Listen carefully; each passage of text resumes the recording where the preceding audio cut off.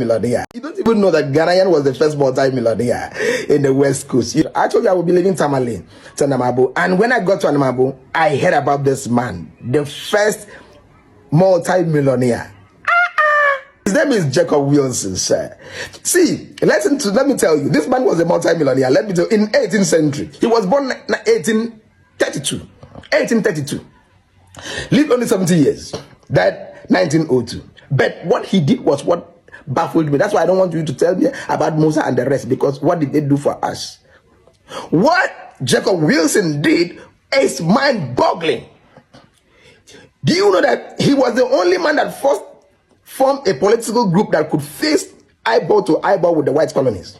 It was called the Aborigines Right Protection Society. Yes, he formed it.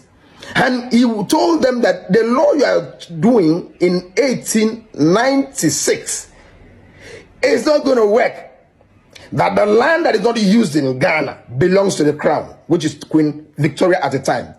In Gold Coast belongs to Gold Coast people. You don't come here and claim all the lands. And you know, if the white colonists were able to succeed in Ghana, they would have succeeded in Nigeria, they would have succeeded in Sierra Leone, because it was the same people that were ruling. You have to understand that. And this guy was that good enough to be able to use his own personal money to hire a ferry that, you know, they took them to England. And this Sierra Leone man had to help him because he knew, because that one was highly educated. They connected themselves to a legal team in England. He was able to pay a leading legal team in England. Come on. It's not a joke. We're talking about 18th century here. And if you look at this man, dapper, swag, handsome man. He went to Queen Elizabeth, Queen Victoria, and told Queen Victoria, this is what the petition had brought. And Queen Victoria looked and said, no, we can continue with this. Gave me a letter. And when he brought back the letter to Ghana, that law was abrogated. The land of Ghana were returned back to the owners of the land.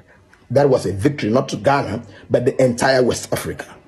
If not Africa as a whole. Because they were still ruling us. In 18th century, they were still ruling us. And that is what Kwame Nkrumah came to write on, that particular group, human rights group. Because it was loved by people. Everybody loved it. Because it was friendly, it was human friendly, it was black friendly, it was African friendly. It was a Pan-African group that was formed. He was the founding fathers. And he was a leading member who was sponsoring it with his own hard-earned money. Jacob Wilson is a man that must be respected. History, can never forget him. Brothers, we need to bond as an Africa. As Kwame Nkrumah said, that the liberation of Ghana can never be complete until it's linked to the entire liberation of Africa. It was a big boys and a big brothers statement.